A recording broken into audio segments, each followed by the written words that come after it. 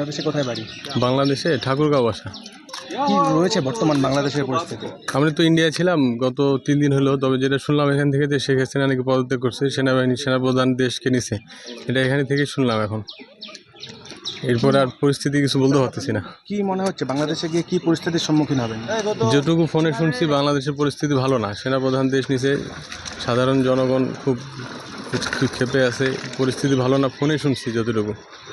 এখন যায় বাকি পরিস্থিতিটা দেখা যাবে যে কেমন আতঙ্কে আছে। রয়েছেন? হ্যাঁ, অবশ্যই আতঙ্কে আছি। গাড়ি পাবো কি না, ওই পারে গেলে যাইতে পারবো কি না, বা যাদেরকে ফোন দিচ্ছি কেউ বলে নাই যে পরিস্থিতি ভালো আসেন, কিন্তু আমার ফ্যামিলি নিয়ে আসছি অনেক দিন আগেই, এদিকেও মানে থাকার মতো পরিস্থিতি নেই, এই জন্য যাইতে হচ্ছে বাধ্য হয়ে।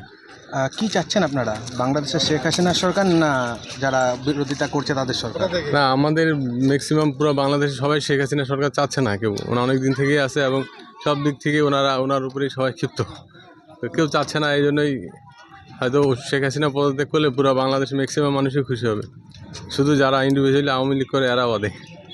শান্তি কি ফিরবে?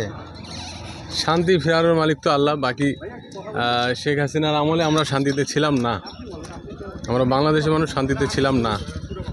আমি আমার মতামত থেকে শুরু করে সবাই কেউ শান্তিতে ছিল না, এই জন্য সবাই এটাতে খুশি, সবাই খুশি, আমরাও খুশি, আমিও খুশি। যে বাংলাদেশে এই অবস্থা কি বলবেন?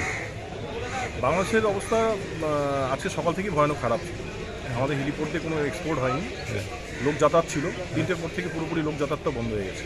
পুরোপুরি বন্ধ, এক্সপোর্ট বন্ধ হয়ে গেছে। এক্সপোর্ট বন্ধ আছে আজকে সারাদিন, কোনো গাড়ি এক্সপোর্ট হয়নি। আগের যেগুলো গাড়ি আছে সেগুলো বাংলাদেশে আটকে আছে, এক্সপোর্ট যেগুলো আগে হয়েছে গতকালকে যেগুলো হয়েছে। আর মানুষ যাওয়া আসা? মানুষ যাওয়া আসা 3টের পর থেকে পুরোপুরি বন্ধ হয়ে গেছে। 3টের পর থেকে? হ্যাঁ, 3টের পর থেকে বাংলাদেশের পরিস্থিতি খারাপ। এখানে আপনার দেখতে পাচ্ছেন কাছে এগুলোতে বাংলাদেশের প্রধানমন্ত্রী যে ছিল তার ছবি ছেঁড়া, তার স্ট্যাচু যা ছিল সেগুলো ভাঙাভাঙি হয়েছে, যার কারণে সব বন্ধ হয়ে গেছে। এখন পরিস্থিতি কি দেখছেন? এখন পরিস্থিতি দেখতে পাচ্ছি তো, আগুন দেখা যাচ্ছে ভেতরে। কিছু লোক অশান্তি করে রাখছিল, দেশটাকে জুলুম অত্যাচারে করে রাখছিল, সে যেই হোক তাদের শাস্তি হওয়া উচিত আইনগতভাবে। কিন্তু আমরা কোথায় বাড়ি যাচ্ছেন? কোথায় বাড়ি আমার কি কথা তোমার আদর্শ বলি ভাড়া বাড়ি। আচ্ছা, এখন কোথায় যাচ্ছে? এখন যাবো ওই একখানেই। আপনার নাম? মোহাম্মদ সজীব, বাংলাদেশে কোথায় বাড়ি? ঠাকুরগাঁও কলেজ পাড়া। কি রয়েছে বাংলাদেশের বর্তমান পরিস্থিতি, কি জানেন? বাংলাদেশের পরিস্থিতি সম্পর্কে তো তেমন কিছু জানি না, তবে খালি নেটে দেখলাম খুব নাকি গন্ডগোল চলতেছে, এই পর্যন্তই, এর থেকে বেশি কিছু জানি না।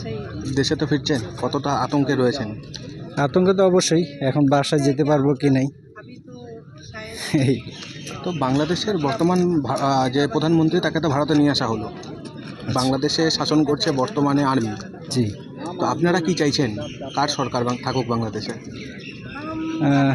আমরা চাচ্ছি আর্মি থাক, যেহেতু দেশে